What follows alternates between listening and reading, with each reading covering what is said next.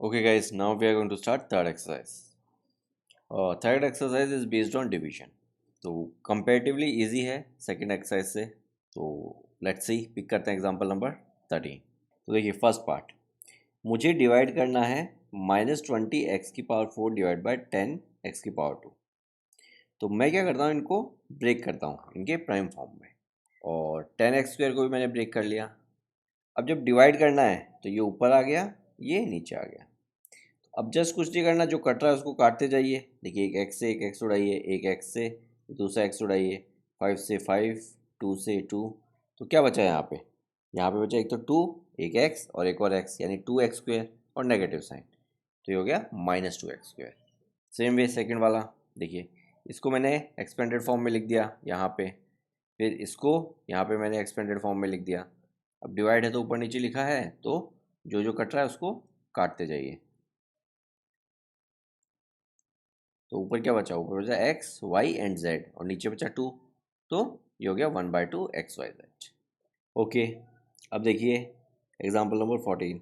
Again divide का case है. इस पूरे कंप्लीट को मुझे इससे डिवाइड करना है. तो देखिए, सबसे पहले इसको मैं फैक्टराइज करूँगा. फैक्टराइज करने का रीज़न ये है कि ये मल्टीप्लाई वाले फॉर्म में आ जाएगा, तो ऊपर नीचे जो भी कुछ कटना होगा वो बड़े इजीली कट जाएगा. तो उसके लिए देखिए, एक्स वाई जेड इसमें भी है, एक्स वाई जेड इसमें भी है, एक्स वाई जेड इसमें भी है. तीनों में से अगर मैं एक्स वाई जेड कॉमन ले लेता हूँ, तो ये देखिए मैंने एक्स वाई जेड बाहर ले लिया. फर्स्ट वाले एक्सप्रेशन में से मेरे पास एक्स बचा, सेकंड में से वाई बचा, थर्ड में से जेड बचा. क्योंकि देखिए, एक्स यहाँ पे डबल टाइम था, वाई यहाँ पे डबल टाइम था, जेड यहाँ पे डबल टाइम था. और ये कॉमन लेना और ये सारा अपन इससे पहले वाली एक्सरसाइज में सीख के आए हैं, तो उतना डिफिकल्ट नहीं होना चाहिए आप लोगों के लिए. तो ये हो गया X Y Z into X plus Y plus Z, और 8 × 3, ये 24 को मैंने इस तरह से लिख दिया. तो ये वाला जो एक्सप्रेशन था ये इस वाले फॉर्म में कन्वर्ट हो गया, और इसको मैंने डिवाइड किया 8XYZ से. अब देखिए कितने इजीली चीज़ें कटेंगी. 8 से 8 कट गया, XYZ से XYZ कट गया, इसीलिए मैंने XYZ कॉमन लिया था. अब क्या बचा? एक तो 3 बचा और ये वाला पोर्शन बचा, तो ये हो गया 3 into X plus Y plus Z. तो ये हो गया मेरा फाइनल आंसर. अब 15 देखिए, अगेन डिवाइड का केस है. ऊपर वाले को आप फैक्टराइज कीजिए और नीचे वाले को भी फैक्टराइज कीजिए. तो देखिए, सबसे पहला एग्जांपल था, वहाँ पे अपन मोनोमेल से मोनोमेल डिवाइड कर रहे थे, यानी single term divide by single term. फिर नेक्स्ट एग्जांपल जो है थोड़ा सा और कॉम्प्लेक्स किया उसको. 14th एग्जांपल में जब आए अपन, तो अपन ने एक पॉलिनोमियल को एक मोनोमियल से डिवाइड किया. और फिर अब एग्जांपल नंबर 15 में एक पॉलिनोमियल से पॉलिनोमियल को डिवाइड कर रहे हैं, यानी दोनों को फैक्टराइज करेंगे. तो देखिए, इसको फैक्टराइज किया सबसे पहले. आप देख सकते हैं x² यहाँ पे कॉमन लिया जा सकता है. देखिए, यहाँ पे x² कॉमन लिया, x⁴ में से अगर x² कॉमन ले लिया तो यहाँ पे x² बचा, और यहाँ पे x बचा, और यहाँ से x² हट गया, तो ये इस फॉर्म में आ गया. अब अगर आप ध्यान से ऑब्जर्व करेंगे, ये वाला पोर्शन, ये एक क्वाड्रेटिक इक्वेशन है. इसको मैं मिडल टर्म स्प्लिट करके फर्दर फैक्टराइज कर सकता हूँ. और मिडिल टर्म स्प्लिट करना मैंने पिछले वाली एक्सरसाइज में सीखा है, तो वही नॉलेज मैं यहाँ पे अपना यूज़ करूँगा. देखिए, ए और सी को मल्टीप्लाई करते हैं, तो 24 इंटू 1 करेंगे, तो आपको मिलेगा 24. अब 24 को मुझे फैक्टर्स बनाने हैं, और इस तरह से बनाने हैं कि मुझे बी यानी -5 मिले. तो देखिए, ये था -24 इंटू 1, तो ये आएगा -24, यानी फैक्टर 24 के नहीं बनाऊंगा मैं, -24 के बनाऊंगा. तो फैक्टर्स बनाए मैंने -8 एंड 3, तो -8 इंटू 3 -24 होता है, एंड -8 + 3 क्या होता है? -5, यानी मुझे बी मिल रहा है. तो इस तरह से मैंने मिडल टर्म स्प्लिट की. फिर फर्स्ट 2 टर्म में से कुछ कॉमन लिया, तो x कॉमन आया. सेकंड 2 टर्म्स में से कुछ कॉमन लिया, 3 कॉमन आया. अब देखिए, x -8 दोनों में कॉमन है, तो ये हो गया x + 3 into x -8. Middle term में अगर आपको कहीं कुछ इशू है, तो प्लीज़ एक बार पिछले वाले एक्सरसाइज के एग्जाम्पल्स एंड पिछले वाले एक्सरसाइज वो गो थ्रू कीजिए. तो ये पूरा एक्सप्रेशन फैक्टराइज होकर इस फॉर्म में आ गया. नीचे वाला एक्सप्रेशन में फैक्टराइज करने के लिए बहुत कुछ था नहीं, तो इसको इस तरह से लिख दिया. अब आप देख रहे हैं क्लियरली, x -8 से x -8 कट जाएगा, x से x कट जाएगा, 11 से 11 कट जाएगा. तो अब क्या बचा? 2 इंटू 2 4, और एक x, तो यहाँ पे हो गया 4x, और ये एक x + 3 भी बचा, तो हो गया 4x इंटू एक्स + 3. तो ये मेरा आंसर। ओके, अब देखिए एग्जाम्पल नंबर 16। अगेन आप ट्राई कीजिए फैक्टराइज करने का। देखिए 5 इन दोनों में कॉमन है, तो 5 बाहर ले लीजिए सबसे पहले। तो जब मैंने 5 बाहर लिया तो यहाँ पे तो जेड स्क्वायर बचा, यहाँ पे 16 बचा। अब अगर आप देखेंगे जेड स्क्वायर माइनस 16, इसको मैं लिख सकता हूँ जेड स्क्वायर माइनस 4 स्क्वायर। तो जेड स्क्वायर माइनस 4 स्क्वायर अगर मैं लिखूँगा तो ए स्क्वायर माइनस बी स्क्वायर वाली आइडेंटिटी अप्लाई कर सकता हूँ। तो ए स्क्वायर माइनस बी स्क्वायर क्या होगा, ए plus B into A minus B. तो ये हो गया Z plus 4 into Z minus 4। तो इस तरह से फैक्टराइज हो गया। अब देखिए इस वाले में बहुत कुछ है नहीं फैक्टराइज करने के लिए, तो ऊपर वाला एक्सप्रेशन तो ये हो गया, नीचे वाला एक्सप्रेशन ये हो गया। अब जो जो कट रहा है, एक तो जेड प्लस 4 से जेड प्लस 4, 5z से 5z, तो क्या बचा, z माइनस 4 बचा खाली। तो ये इस तरह से डिवाइड हो गया। तो ये था कुछ बेसिक इंट्रोडक्शन डिवीजन का। तो अब पिक करते हैं एक्सरसाइज 14.3। पिक करते हैं क्वेश्चन नंबर 1। देखिए मुझे डिवीजन करना है। तो एग्जांपल्स पे अपन ने डिस्कस किया था 28x की पावर 4, इसको मैंने इस तरह से एक्सपेंड करके लिख दिया 28 into x into x into x into x. और नीचे 56 को मैंने लिख दिया 28 इंटू टू इंटू एक्स। यहाँ पे एक्स था। अब देखिए क्या घट रहा है, एक एक्स से एक एक्स उड़ा दीजिए, 28 से 28 उड़ा दीजिए। तो देखिए नीचे तो 2 बचा, तो एक 2 यहाँ पे आ गया, और ऊपर 3 एक्स बचे, तो एक्स क्यूब हो जाएगा। तो ये एक्स क्यूब आ गया। तो ये मेरा answer x cube divided by 2। अब सेकेंड वाला पार्ट देखिए। अगेन ये क्वेश्चन है -36y⁴, इसको क्या लिखा मैंने, -1 इंटू 9 इंटू 4। अब 9 इंटू 4 मैंने कैसे डिसाइड किया कि इस वाले फॉर्म में लिखना है, मैं 6 इंटू 6 भी लिख सकता था। ये मैंने ऐसे डिसाइड किया कि नीचे 9 था, तो 36 को इस तरह से ब्रेक किया कि ऊपर वाला 9 नीचे वाला 9 से कट जाए, तो 9 4 ज़ा 36।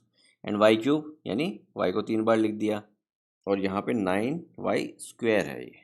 अब देखिए 2y से 2y उड़ा दीजिए, एक 9 से एक 9 उड़ा दीजिए, तो ऊपर बचा -1 एंड 4, तो ये हो गया -4, और एक y भी बचा, तो ये हो गया -4y।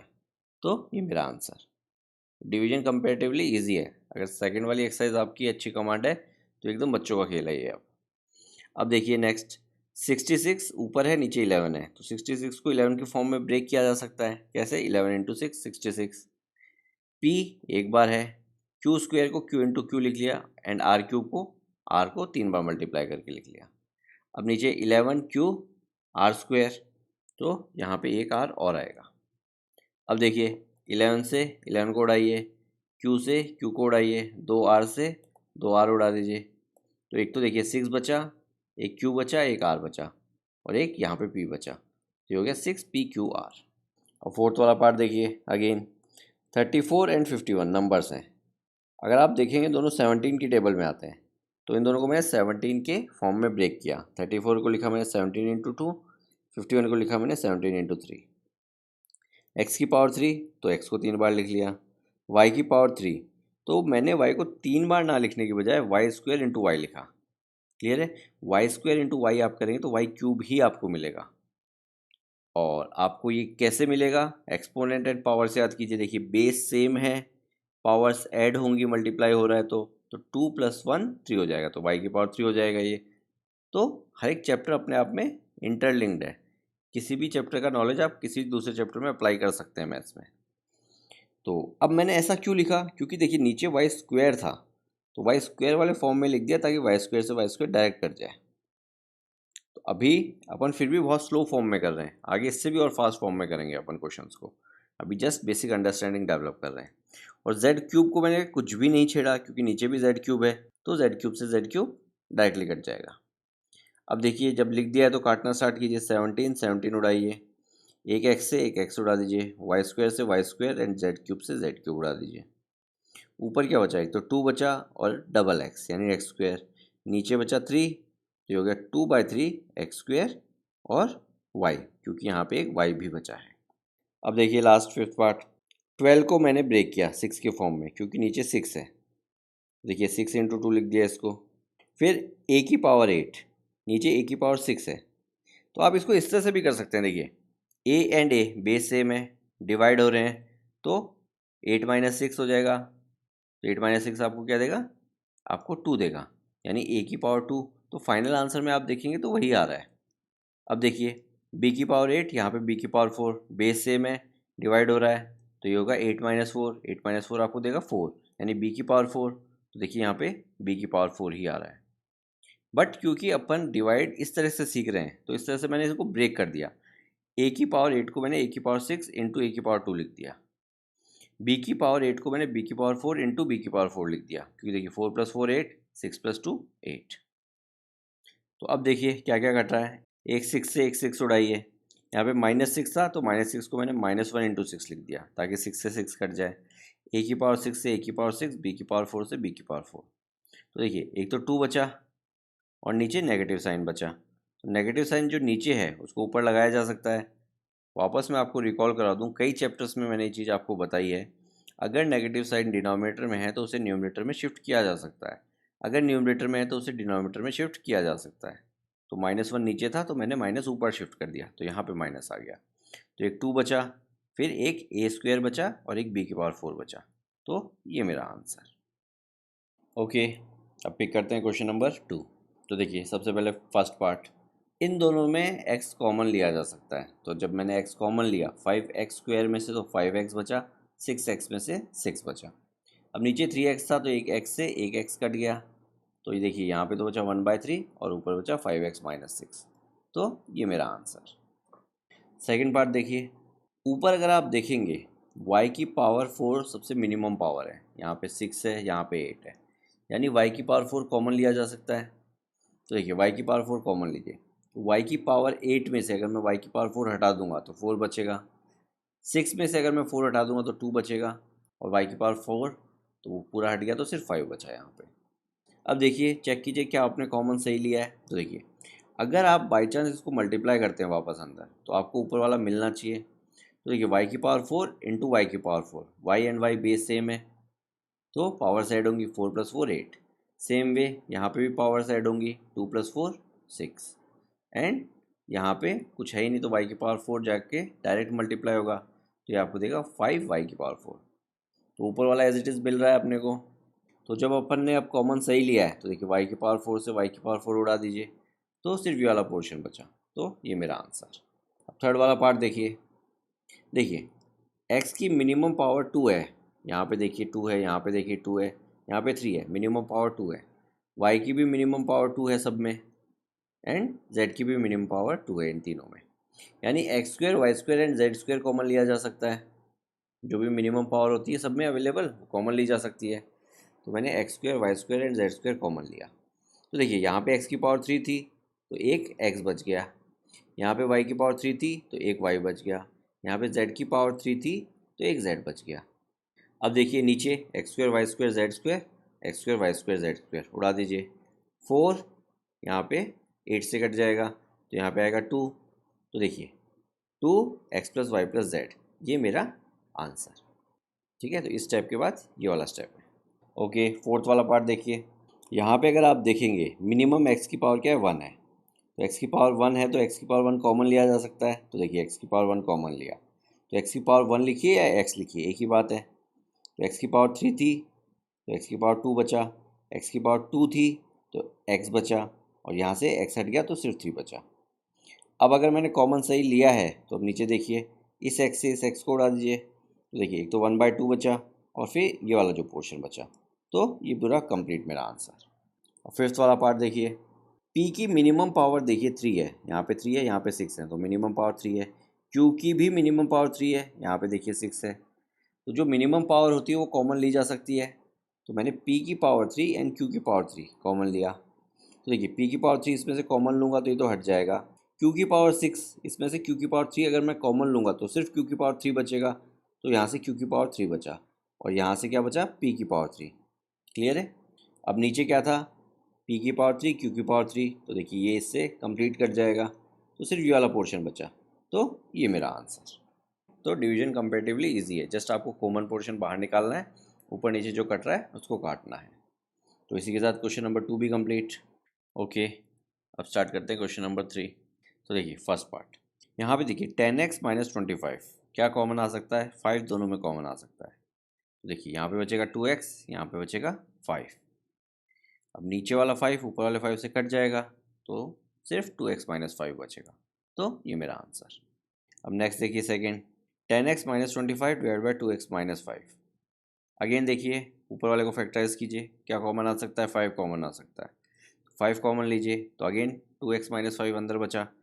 अगर क्रॉस चेक करना है तो इसको इससे मल्टीप्लाई कीजिए, 10x मिलेगा, इसको इससे मल्टीप्लाई कीजिए 25 मिलेगा, यानी एग्जैक्टली ये मिल रहा है, दैट मीन्स सही कॉमन लिया है। अब देखिए 2x minus 5 2x minus 5 cut सकता है तो सिर्फ 5 बचा, तो ये मेरा आंसर है। अब थर्ड वाला पार्ट देखिए, अगेन फैक्टराइज कीजिए। यहाँ पे अगर आप देखेंगे तो देखिए 6 3 की टेबल में आता है, 21 भी 3 की टेबल में आता है, यानी 3 कॉमन लिया जा सकता है। तो नेक्स्ट स्टेप में मैंने 3 कॉमन ले लिया। देखिए जब 3 कॉमन लिया तो इधर तो बचा 2y, इधर बचा 7। अब नीचे क्या था 2y प्लस 7, तो 2y प्लस 7 से 2y प्लस 7 उड़ा दीजिए। अब इस 5 से इस 10 को काटिए तो यहाँ पे आएगा 2, तो 2 इंटू 3 कितना देगा आपको 6, तो ये आएगा आपका आंसर 6y। फोर्थ पार्ट देखिए, यहाँ पे देखिए 3 एंड 24 दोनों 3 की टेबल में आते हैं, दैट मीन्स 3 कॉमन लिया जा सकता है। तो देखिए यहाँ पे मैंने 3 कॉमन लिया, तो इधर तो z बचा और इधर 8 बचा। अब नीचे आप अगर देखेंगे z-8 कट जाएगा। अब ये 3 इस 9 से अगर मल्टीप्लाई होगा तो 27 देगा। तो देखिए यहाँ पे आ गया 27x² y² और नीचे क्या है 27xy। अब ये 27 इस 27 को उड़ा देगा, x² डिवाइड बाई एक्स, तो बेस सेम है, पावर सब्ट्रैक्ट हो जाएंगी, या फिर ऐसा कहिए 2 x है ऊपर, नीचे एक x है तो एक x कट जाएगा। Same is the case with y² divide by y, तो एक y बचेगा, तो आंसर आया xy। और फिफ्थ पार्ट देखिए, देखिए 3 12 दोनों 3 की टेबल में आते हैं, 5 30 दोनों 5 की टेबल में आते हैं। तो देखिए यहाँ पे तो मैंने 3 कॉमन लिया तो a बचा और इधर 4 बचा। यहाँ पे मैंने 5 कॉमन लिया तो इधर तो b बचा, इधर 6 बचा। तो ऐसा करने से मुझे क्या फ़ायदा हुआ, देखिए नीचे a-4 ऊपर भी a-4 बन गया, नीचे b-6 ऊपर भी b-6 बन गया, तो उड़ा दिया मैंने। अब नेक्स्ट स्टेप देखिए 96 इंटू 3 इंटू 5, तो इनका प्रोडक्ट कीजिए तो आपको मिलेगा 1440, और ए बी सी ऑलरेडी था तो ये ए बी सी। अब डिवाइड में क्या बचा 144 बचा, तो जब आप इसको इससे काटेंगे तो आपको मिलेगा 10, तो आंसर हो गया मेरा 10 ए बी सी। तो इस तरह से फिफ्थ पार्ट भी कंप्लीट और क्वेश्चन नंबर 3 भी कंप्लीट। ओके, अब पिक करते हैं क्वेश्चन नंबर 4। देखिए क्वेश्चन नंबर 4 तो और भी ज़्यादा इजी है। देखिए first part 2x plus 1 2x plus 1 काट दीजिए, क्या बचा 5 बचा और 3x प्लस 5 बचा। इधर देखिए y-4 y-4, 13 को इससे काटिए तो यहाँ पे आ जाएगा 2, यहाँ पे आ जाएगा 1, एक x, तो क्या बचा 2y और एक x प्लस 5, तो x प्लस 5, तो ये मेरा आंसर। थर्ड पार्ट देखिए r plus P q plus R P Q 52 1 ज़ा 52 2 ज़ा 104 होता है, ठीक है। तो देखिए यहाँ पे 1/2 बचा, एक ये r बचा तो एक r ये यहाँ पे आ गया, p प्लस क्यू बचा तो ये p प्लस क्यू आ गया, तो ये मेरा आंसर।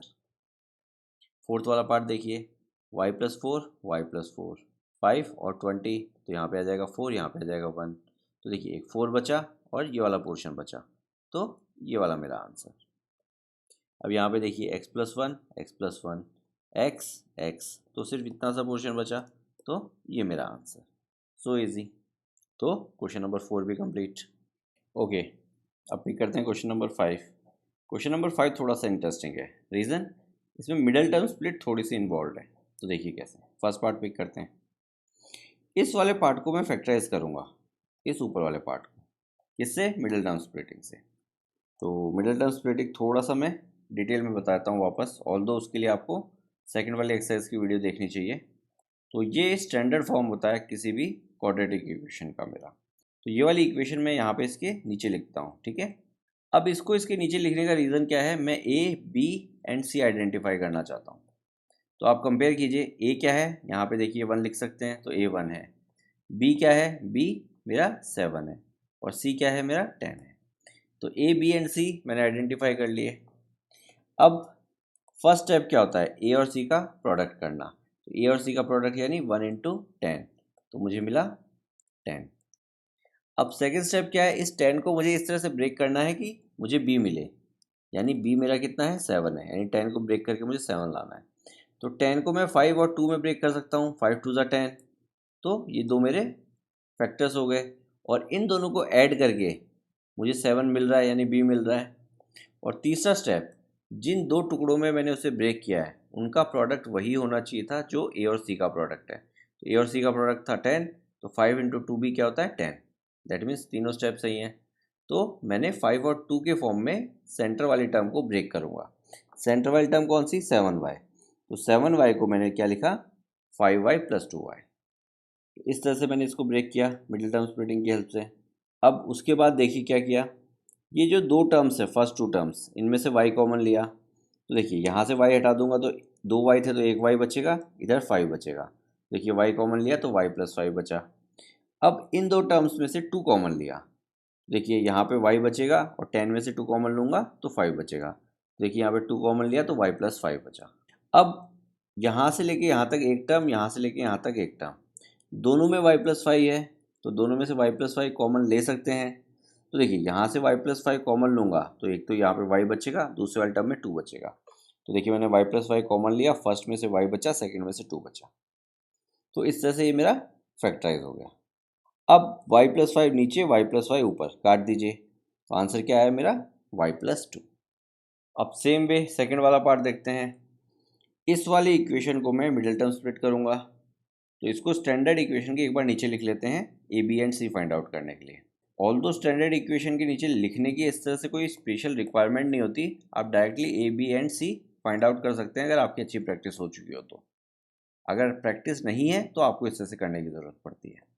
तो देखिए ए तो 1 है, बी कितना है -14 और सी कितना है -32। तो देखिए फर्स्ट स्टेप क्या है, ए और सी को प्रोडक्ट करना, यानी -32 इंटू 1, तो -32 इंटू 1, तो ये मुझे देगा -32। सेकेंड स्टेप क्या है, -32 को इस तरह से ब्रेक करना कि मुझे बी मिले, और बी है मेरा -14। तो देखिए 8 इंटू 4 ये 32 होता है, तो -8 इंटू 4 ये -32 हो जाएगा। बट इन दोनों से -8 और 4 से मैं -14 यानी बी नहीं बना सकता, तो मैं ये यूज़ नहीं कर सकता। तो इसके अलावा और क्या किया जा सकता है, 16 2 ज़ा 32 होता है, तो 16 इंटू 2, तो मैं क्या करता हूँ -16 इंटू 2 करता हूँ ताकि -32 बन जाए, यानी -16 और 2 मैंने पिक किया। अब एक चीज़ बताइए, इन दोनों को अगर मैं ऐड कर दूँ तो मेरे को क्या मिलेगा, मुझे -14 मिलेगा, यानी बी मिलेगा क्योंकि बी मेरा -14 है। तो इस तरह से मैंने आइडेंटिफाई किया कि मेरे मिडिल टर्म को मुझे किस तरह से ब्रेक करना है। तो मुझे -16 और 2 के फॉर्म में ब्रेक करना है। अब तीसरा स्टेप क्या होता है, जिन दो में मैंने ब्रेक किया है उन दो का प्रोडक्ट कीजिए और चेक कीजिए कि उन दोनों का प्रोडक्ट ए और सी के प्रोडक्ट के बराबर है या नहीं है। तो -16 इंटू 2 -32 होता है और ए और सी का प्रोडक्ट क्या था, -32। दैट मीन्स तीनों स्टेप करेक्ट है। मुझे मालूम चल गया मुझे किस तरह से ब्रेक करना है मेरी मिडिल टर्म को। तो देखिए मैंने वही किया, मैंने -14 को इस तरह से लिख दिया, -16 प्लस 2 यानी -16m प्लस 2m। इसको आप सॉल्व करेंगे तो आपको -14m ही मिलेगा। अब जब मिडिल टर्म स्प्लिट हो चुकी है तो देखिए इन दो टर्म्स में से जो कॉमन आ रहा है वो कॉमन लिया, m कॉमन आ रहा है। जब m कॉमन लिया तो इधर क्या बचा, m-16। इन दो टर्म्स में से 2 कॉमन आ रहा है तो 2 कॉमन लिया तो इधर भी बचा m-16। क्योंकि मिडिल टर्म सही था इसलिए ऐसा हो रहा है। तो अब देखिए यहाँ से लेके यहाँ तक एक टर्म है, यहाँ से लेके यहाँ तक एक टर्म है, दोनों में m-16 कॉमन है। तो m-16 कॉमन लिया तो इधर तो बचा m, तो एक m लिख दिया, इधर बचा 2 तो इधर 2 लिख दिया। तो इस तरह से ये मेरा फैक्टराइज हो गया। अब देखिए m+2 को m+2 से काट दिया तो m-16 is my answer. Okay, अब पे करते हैं क्वेश्चन नंबर 5 का थर्ड पार्ट। देखिए ऊपर वाली इक्वेशन में अगर आप देखेंगे तीनों में 5 कॉमन लिया जा सकता है, first term second term and third term, तीनों टर्म्स में से 5 कॉमन लिया जा सकता है। तो मैंने 5 कॉमन लिया, तो देखिए ये हो गया p², ये हो गया -5p, ये हो गया 4। क्लियर है, तो अब तक तो कॉमन लेने की अच्छी प्रैक्टिस हो चुकी होगी, तो उतना डिटेल में एक्सप्लेन करने की ज़रूरत नहीं है। अब मैं इस इक्वेशन को मिडिल टर्म स्प्लिट करूँगा। तो इस इक्वेशन को अगर मैं मिडिल टर्म स्प्लिट करूँगा तो अब देखिए मैं डायरेक्ट ए बी सी लिख देता हूँ यहाँ पे। ए क्या है, p² का कोफिशिएंट 1, बी क्या है, p का कोफिशिएंट -5, सी क्या है 4। तो ए बी सी आइडेंटिफाई हो गए। अब फर्स्ट स्टेप, ए और सी का प्रोडक्ट करना है मुझे। यानी 1 इंटू 4 तो मुझे मिला 4। सेकेंड स्टेप क्या है मेरा, इस 4 को मुझे इस तरह से ब्रेक करना है ताकि मुझे b मिले, और b मेरा क्या है -5, यानी 4 के फैक्टर्स के थ्रू मुझे -5 लेके आना है। तो देखिए 4 के फैक्टर्स क्या होते हैं, 2 इंटू 2, तो 2 और 2 को ना ऐड करके ना सब्ट्रैक्ट करके कैसे भी -5 नहीं लाया जा सकता। तो और क्या किया जा सकता है, और ये किया जा सकता है कि 4 को 4 इंटू 1 भी तो लिखा जा सकता है, 4 इंटू 1 वो भी 4 होता है। अब इन दोनों को अगर मैं ऐड करता हूँ 4 और 1 को, तो 5 बनाया जा सकता है। तो काफ़ी क्लोज पहुँच चुके हैं अपन, -5 बनाना था, 5 तो बन गया, एक नेगेटिव साइन ही तो चाहिए। तो वो तो बहुत ईजी है, माइनस इधर कर दीजिए, माइनस इधर कर दीजिए। इन दोनों को अगर मैं ऐड करूँगा तो मुझे -5 मिलेगा। तो इस तरह से मैंने आइडेंटिफाई कर लिया कि मैं मेरी मिडिल टर्म को किस तरह से ब्रेक करूँगा, -4 और -1। ठीक है, ये मिडिल टर्म स्प्लिट होगी मेरी। अब तीसरा स्टेप क्या होता है, इन दोनों का प्रोडक्ट कीजिए। इन दोनों का प्रोडक्ट वही आना चाहिए जो ए और सी का प्रोडक्ट है। ए और सी का प्रोडक्ट है +4, तो -4 इंटू -1 +4। तो प्रोडक्ट वही आना चाहिए, मतलब साइन भी वही होना चाहिए। तो +4 उधर है, +4 इधर है, दैट मीन्स तीनों स्टेप चेक हो गए। तो अब अपन रेडी हैं मिडिल टर्म स्प्लिट के लिए। तो -4 और -1, तो -5p को देखिए मैंने किस तरह से लिख दिया, -4p -p, इस तरह से ब्रेक कर दिया मैंने। अब इन दो टर्म्स में से मैं p कॉमन लूँगा, तो देखिए p कॉमन लिया मैंने, तो इधर क्या बचा, p -4। अब इन दो टर्म्स में से मैं -1 कॉमन लूँगा। -1 कॉमन लेने का रीज़न क्या है, -1 कॉमन लेने का रीज़न है इधर भी मुझे p -4 चाहिए कैसे भी। तो देखिए -1 जब मैंने कॉमन लिया तो -p जो था वो हो गया p, +4 जो था वो हो गया -4, एम आई राइट, इसलिए मैंने -1 कॉमन लिया था। और अब इससे फ़ायदा क्या हुआ, इधर भी p -4 है, इधर भी p -4 है। अगर देखिए आप इसको इससे मल्टीप्लाई करेंगे तो इन दोनों से जब आपको एग्जैक्टली यही चीज़ मिलेगी, इसको इधर, तो एग्जैक्टली यही चीज़ मिलेगी। दैट मीन्स कॉमन मैंने सही लिया है। अब p-4 दोनों में कॉमन है, यानी यहाँ से लेके यहाँ तक और यहाँ से लेके यहाँ तक दो टर्म्स हैं, p-4 दोनों में है। तो देखिए p-4 कॉमन लीजिए, इस वाले में तो p मिलेगा तो इधर p लिख दिया, इस वाले में -1 मिलेगा तो -1 लिख दिया। तो ये हो गया p-4 इंटू p-1, तो p-1 से p-1 उड़ा दिया, तो क्या बचा, 5 इंटू p-4 बचा। अब फोर्थ पार्ट देखिए अगेन, इस वाली इक्वेशन को मैं मिडिल टर्म स्प्लिट करूँगा। तो a b एंड c लिख लेते हैं सबसे पहले। a है मेरा 1, b है मेरा 6 एंड c है मेरा -16।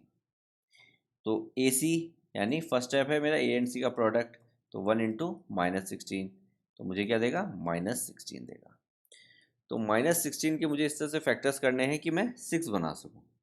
तो देखिए 4 इंटू 4 16 होता है, तो -4 इंटू 4 ये कितना हो जाएगा, -16।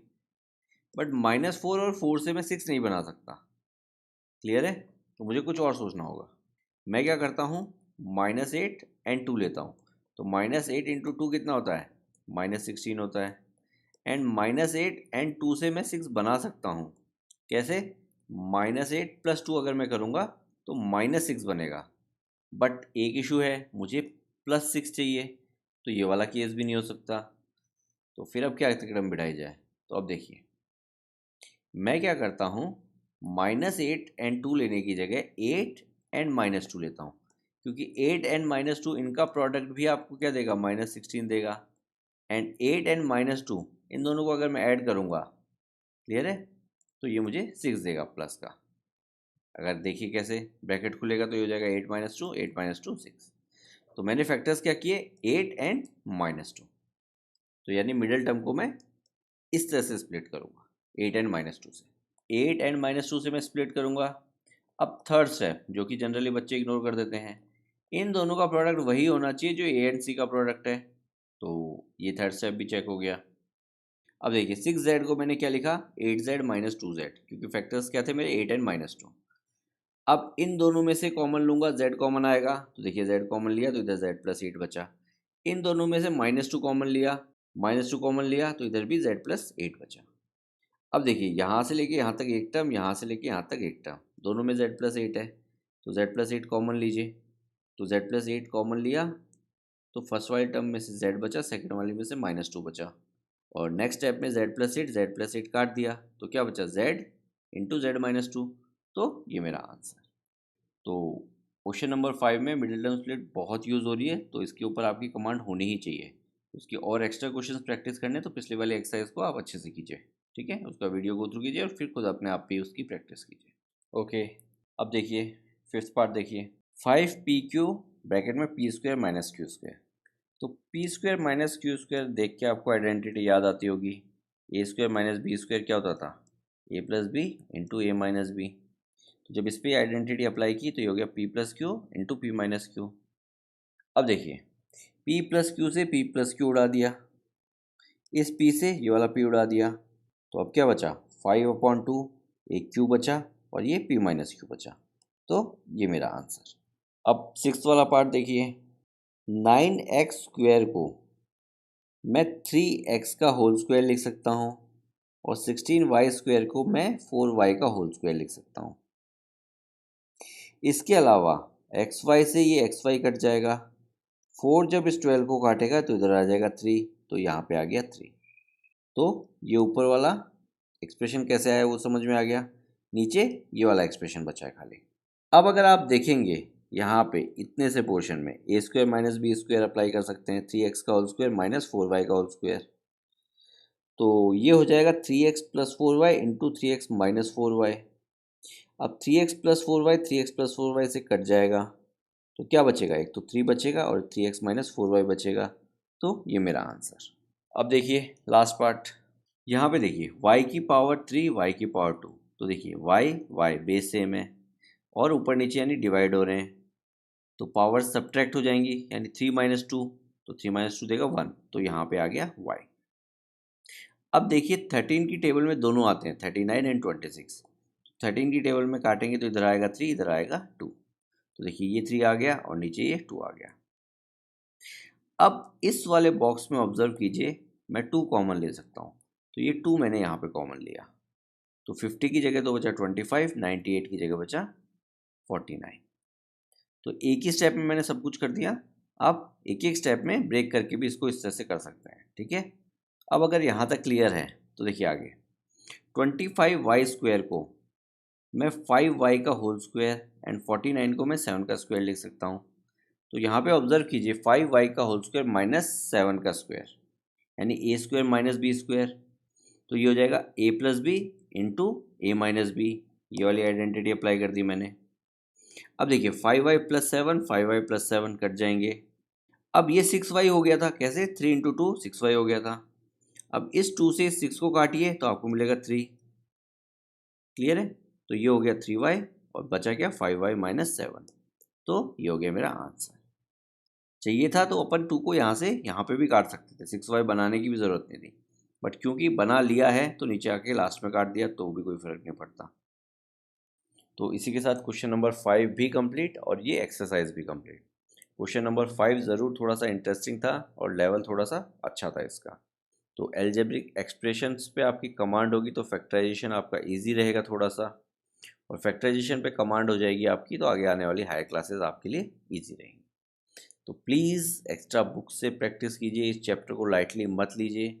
जितनी ज़्यादा आप प्रैक्टिस करेंगे उतना ज़्यादा आपको एडवांटेज मिलेगा अलजेब्रा में हायर क्लासेस, ठीक है। और कहीं पे भी कुछ इशू आता है तो please let us know, we will try to help you out. Okay, see you in the next exercise. Amyo Mentoring. Make a difference. Hereby students can contact us for group and individual mentoring session. Our location is mentioned in video description. Others can contact us for online classes, online doubt clearing sessions, and for other online videos which are not publicly available on YouTube. Thank you.